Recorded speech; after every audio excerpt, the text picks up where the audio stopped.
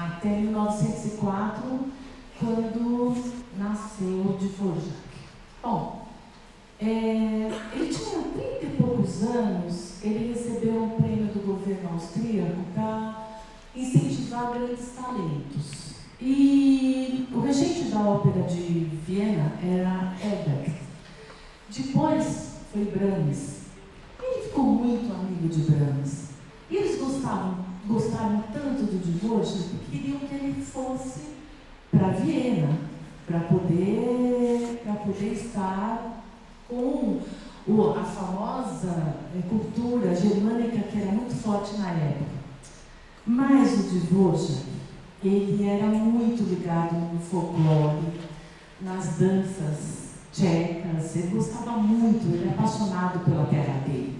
E ele não foi, ele foi para Nova York, quando ele escreveu a grande Sinfonia Novo Mundo, e voltou mais famoso ainda do que ele já era. E ele acabou ficando muito amigo dos Smetana, e eles eram os nacionalistas da época. E aí, as composições dele, ele escreveu 3 aberturas: Natureza, Vida e Amor. A segunda abertura é a vida. E a vida, ela é uma abertura de um carnaval exuberante. Então, ela é conhecida como o carnaval. O que ele ali mostra? A alegria, a vitalidade, a energia do povo tcheco. Então, vamos abrir o nosso conceito de hoje com o carnaval.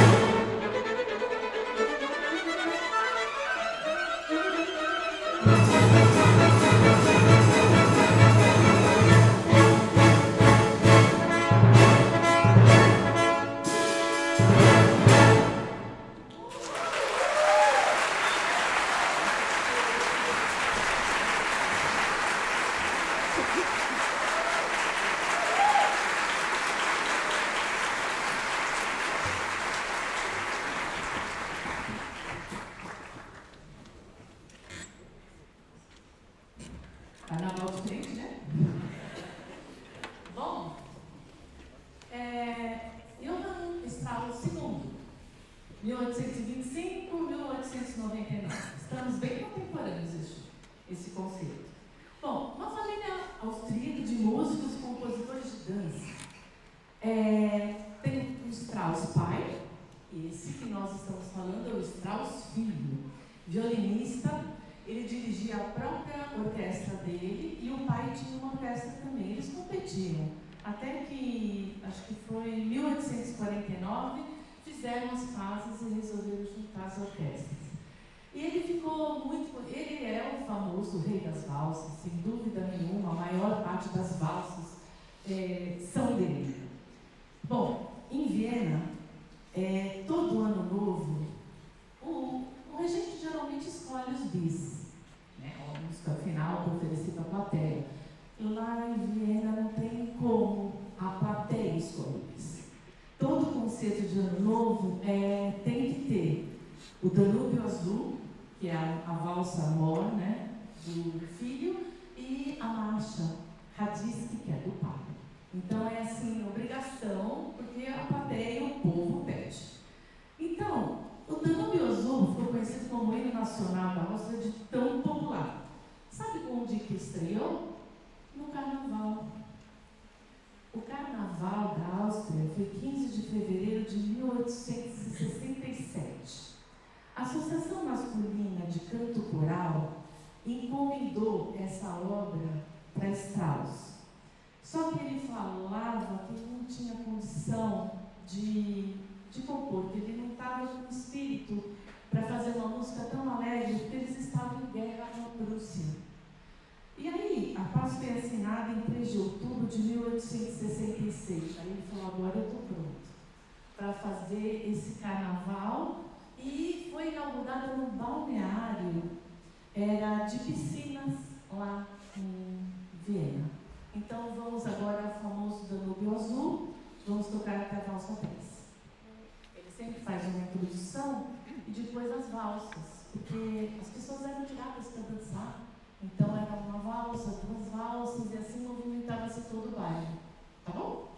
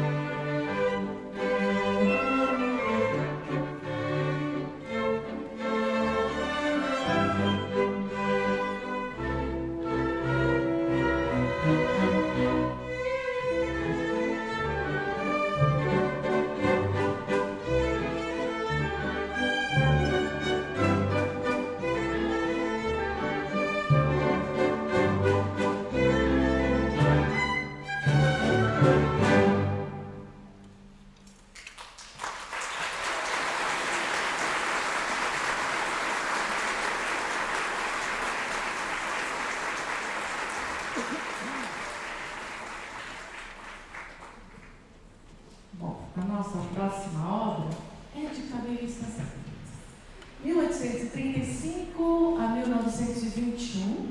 É um compositor francês. Ele aprendeu piano aos 2 anos e meio. Olha só, um bebê tocando piano. Ele tinha tanta facilidade que com 10 anos ele tocava todas as sonatas de Beethoven de cor. Ele era um excelente pianista, organista e compositor também. A sua música tem uma textura clara, ela tem um poder de criação assim, notável. Ele é um exemplo do romantismo na segunda metade do século XIX. Ele reflete um homem culto, de sólida formação filosófica, literária e humanista. A vida afetiva dele não deu muito certo. Ele vivia sozinho, ele tinha um servo de confiança e um cachorro. E ele viajava muito, ele gostava muito de viajar. Ele compôs esse concerto para violoncelo, o Lá menor, quando ele tinha 37 anos.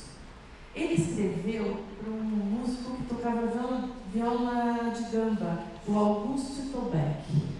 E esse concerto, ele exibe todos os registros, ou seja, todas as posições que consegue se fazer no violoncelo.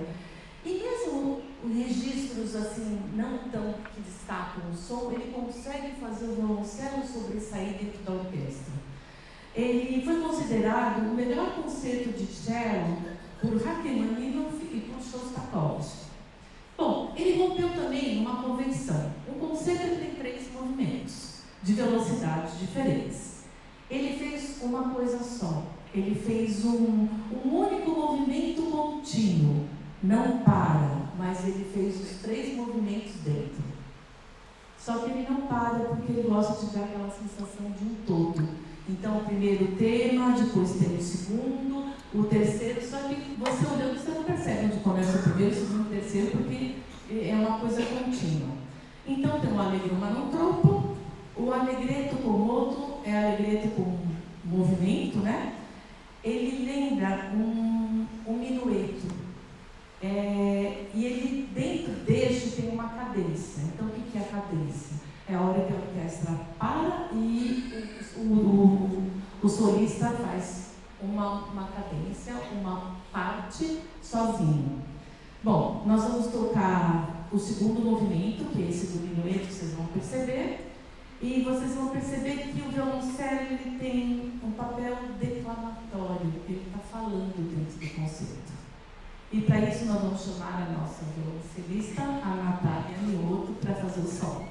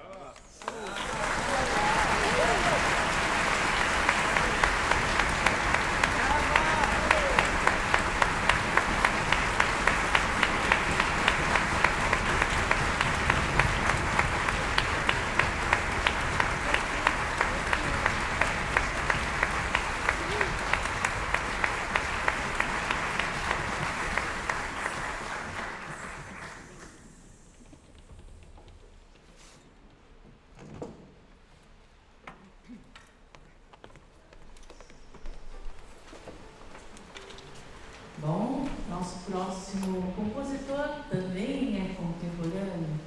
Estamos falando de Claude Debussy, 1862 a 1918.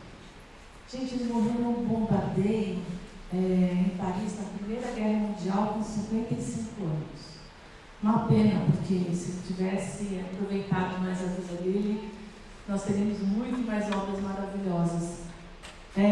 A obra dele tem um caráter inovador, em que ele é impressionista.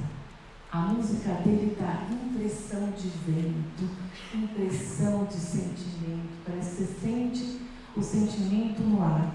Ele fazia muita pesquisa dos timbres, usava as pausas para dar a pausa silêncio, né?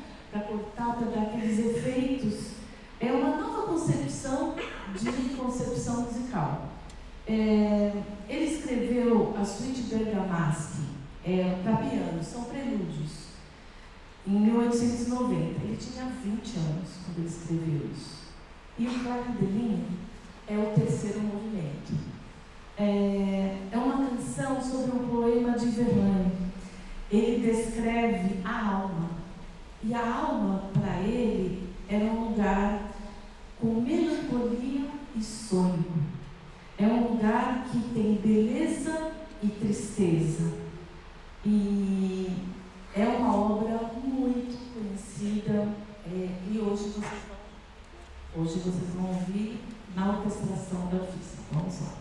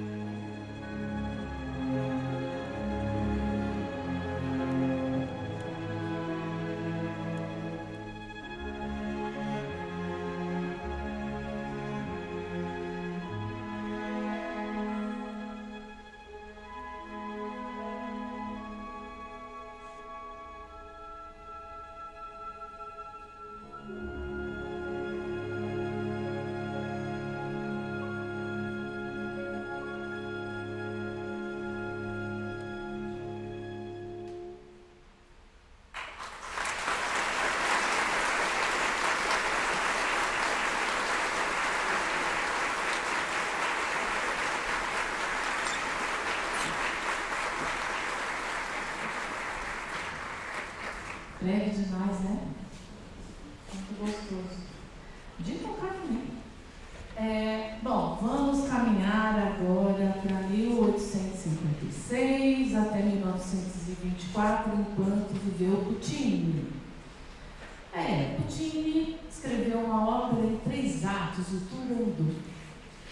No terceiro ato, nós temos uma área muito famosa que é a do príncipe. A Turandot era uma princesa mimada e ela fazia um desafio de 3 enigmas. Quem acertasse os 3 enigmas teria a mão dela e o trono da China. E quem falhasse morria. Olha que justo. E ela queria saber o nome do príncipe que acertou os 3 enigmas. E ela falou: Nessun dorma, ninguém dorme, enquanto não descobrir qual é o nome do príncipe. Então, essa famosa área do terceiro ato, Nessun dorma, é o príncipe. Vamos chamar um príncipe tenor, o Alan Lopes, para cantar para vocês.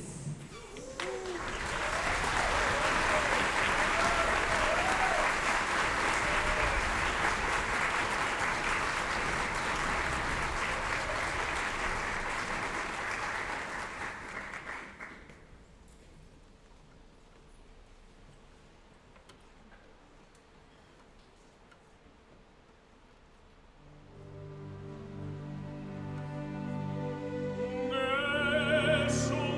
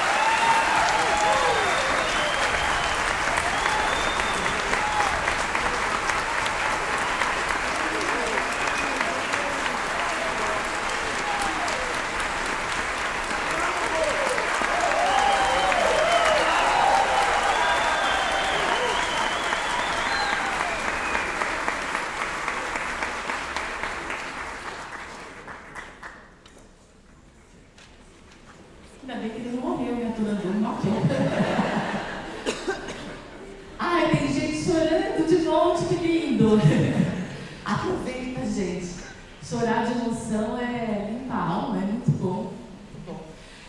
Vou contar um segredo.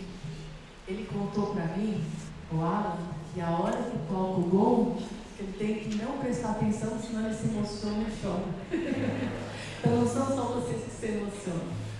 Bom, estamos indo para a nossa última música. Vamos falar de um compositor finlandês, Jean Sibelius. Ele nasceu em 1865 e morreu em 1957. Bom, no final do século XIX, o domínio da Rússia sobre a Finlândia se tornava cada vez mais opressivo. Era um tempo de muita tensão política. E o país conquistou a independência logo depois da Revolução Russa. Sua autonomia foi reconhecida só em 1920. Mas em 1899, naquela época, encomendavam músicas para que o povo pudesse falar o que eles sentiam sobre o que eles estavam vivendo através da música. A música sempre foi uma linguagem em que as pessoas se colocam. E eles queriam uma obra que demonstrasse o patriotismo dos finlandeses. E aí ele escreveu um poema chamado Finlândia Desperta. Aí depois, quando foi reconhecida como país único em 1920, ele mudou para a Finlândia.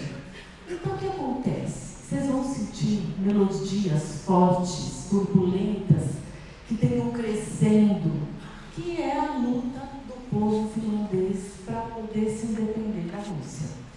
E aí tem uma parte calma, é uma melodia serena. Ela ficou famosa, muito famosa na Finlândia, e ela ficou conhecida como o hino da Finlândia. Então os coros de lá cantam essa música diversas vezes para comemorar esse momento de conquista do povo finlandês. Ravel não ficou conhecido como bolero? Então, Sibelius ficou muito conhecido como Finlândia. Então vamos lá, vocês vão sentir bem o contraste dos nacionalistas querendo falar através da música e depois do povo finlandês falando do orgulho de ter a sua terra independente.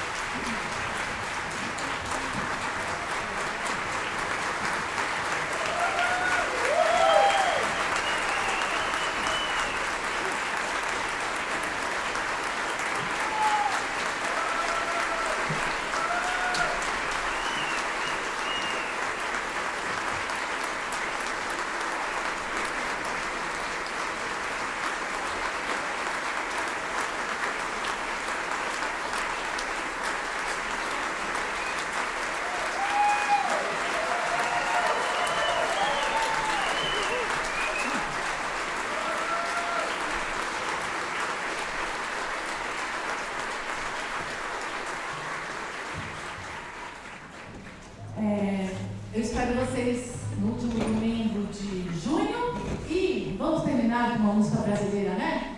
Certo? E vamos terminar, porque vocês têm uma vida inteira da cidade para curtir, né? Por favor, uma cadeira. Nós vamos chamar o violonista, cuidado aí, Cláudio Desma, vai fazer uma participação com a gente. Pode vir, Cláudio. E o nosso percussionista, Hugo Chagas.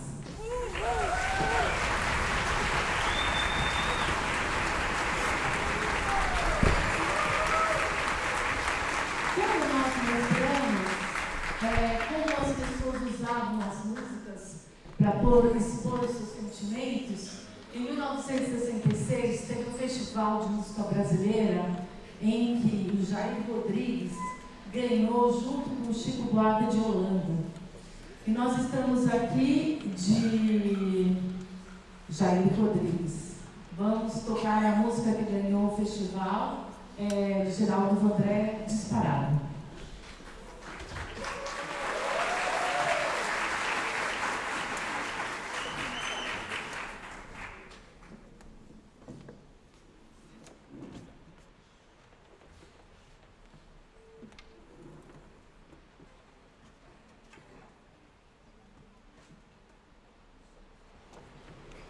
Esse instrumento é diferente,